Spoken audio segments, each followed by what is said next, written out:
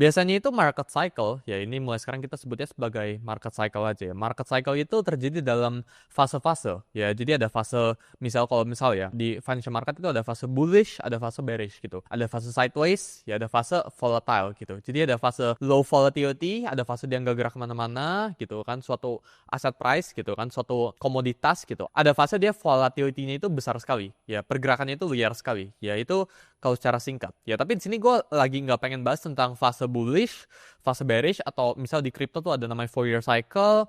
Gue nggak lagi pengen bahas itu. Ya, gue di sini lagi pengen bahas ke kalian tentang market cycles gitu ya. Jadi market cycles ini ya, sebenarnya itu sama dengan business cycles ya, alias siklus bisnis. Karena siklus bisnis ini sangat mempengaruhi yang nama itu financial market. Jadi kalau bisnis ini lagi nggak grow, bisnis ini lagi contract gitu ya, atau bisnis lagi ekspansi gitu ya, ini bahkan mempengaruhi financial market, bahkan mempengaruhi harga saham atau harga kripto, ya atau apapun itu. Ya, jadi kita harus buat menganalisa secara makro, ya kita pengen tahu saham ini secara makro ini bullish atau bearish ya. Kita lihat itu apa? Kita lihat itu business cycles ya. Apakah bisnis ini di luar sana, orang itu lagi buat bisnis, orang itu lagi pengen buat bisnis atau enggak? Ya, kita lihat dari sana gitu ya. Apakah business cycles itu lagi grow atau enggak, ya kita mempertanyakan dari sana gitu ya.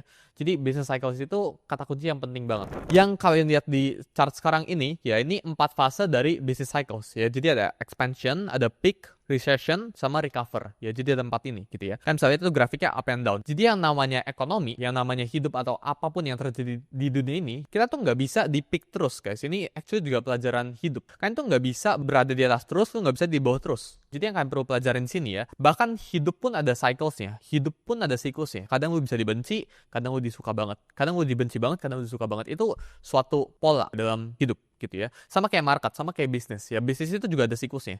Kadang bisnis itu lagi grow banget, ya kadang bisnis itu lagi enak banget. Buat bisnis itu bikin apapun itu gampang banget. Kadang bikin bisnis itu ada susahnya. Jadi kadang ada easy time, kadang ada hard times. Itu suatu hal yang kalian nggak bisa hindarin